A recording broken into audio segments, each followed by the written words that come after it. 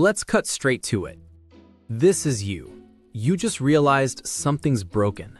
You work harder than your parents ever did. You earn more money than they made at your age, and yet somehow you're living worse. But hold on. Before you understand why you ended up here, trapped in a system that rewards effort with exhaustion, you need to see exactly how this happened. You were born into the middle class. Your parents taught you the sacred formula. Study hard, get a good job, save your money, buy a house. That blueprint was etched into your mind like gospel truth. So you followed it. You went to university, borrowed $30,000 for a degree, worked part-time jobs, graduated, got hired, $45,000 a year. Not bad. Your parents were proud. You worked like a machine for 5 years. Early mornings, late nights, unpaid overtime. Your salary crept up 3% annually, while inflation ate 4% of your purchasing power. But you kept believing the plan would work, eventually. Then one day, you sat down and did the math. Your grandfather bought a house in 1970. He earned $9,870 that year.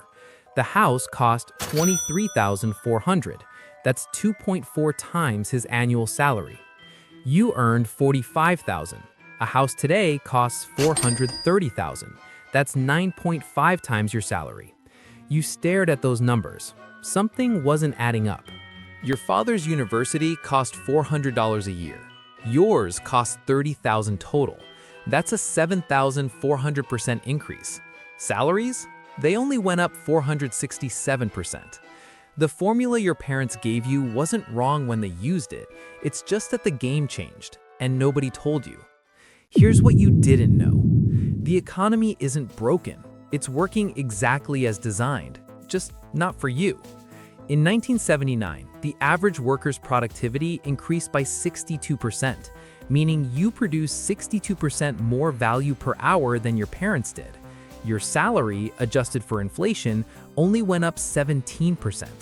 Where did that 45% gap go? It went to shareholders, to CEOs, to executives whose compensation exploded by 940% in the same period. You're not failing, you're being extracted from. But here's where it gets worse. The system convinced you it's your fault. Stop buying coffee, cut your avocado toast, be more disciplined. So you did the math on that too. $5 a day on coffee, $1,825 a year. The down payment on that $430,000 house? $86,000. If you quit coffee entirely, it would take you 47 years to save enough for the down payment. 47 years. By then, you'd be 70, and that house, it'd probably cost $2 million. The coffee was never the problem. The structure was. Now, let's talk about what's really happening. You were taught to climb a ladder, get promoted, earn more, move up. But the ladder's on fire, and it's sinking into quicksand. Housing costs grew faster than wages. Education costs exploded. Healthcare became a luxury. And every new expense, internet, phone, subscriptions, software, all of it didn't exist 50 years ago, but now it's mandatory. Your grandfather competed with neighbors to buy a house. You compete with hedge funds buying properties in cash. Your father worked one job and supported a family. You work one job and can barely support yourself. The old game had simple rules. The new game has rigged ones. But most people don't see it. They just feel it. They work harder, stress more, sleep less, and wonder why they're always one emergency away from financial collapse. So here's the truth they don't tell you. A single income stream in 2026 is financial suicide. Your salary isn't designed to make you wealthy. It's designed to keep you functional, just stable enough to keep working, just stressed enough to keep accepting it. The average millionaire has 7 income streams. 7. Not 7 jobs, 7 sources. Salary, investments, side income, royalties, dividends, rental income, business equity. Because they learned what you're learning right now. Relying on one paycheck is like building a house on one pillar. The moment it cracks, everything collapses. But here's the part that stings. Saving cash makes you poorer. Inflation runs at 3 to 4% a year. Your savings account pays 0.5%. You're losing money by being responsible. Meanwhile, assets, stocks, real estate, businesses appreciate. The rich get richer because they own things that grow in value. You get poorer because you own things that shrink.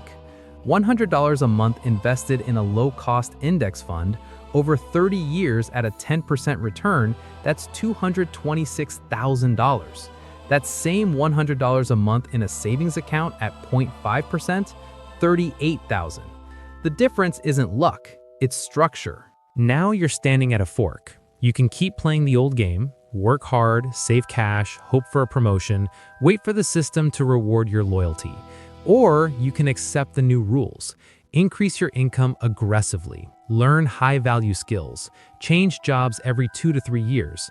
Studies show staying at the same company for more than 2 years costs you 50% of your lifetime earnings. 50%.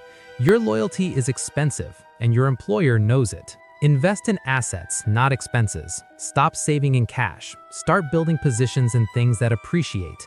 Optimize your 3 big costs: housing, transportation, food. Those are 60 to 70% of your spending.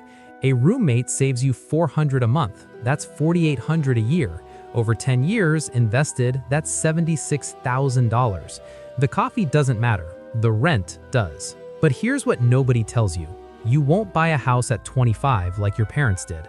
Probably not at 30 either. You won't support a family comfortably on one income. You won't pay for college by working summers. That world is gone. And it's not your fault, but it is your reality. Here's the uncomfortable part. If you ignore this, you'll spend the next 40 years working harder for less. You'll retire later, live smaller, stress more, and pass the same broken formula to your kids.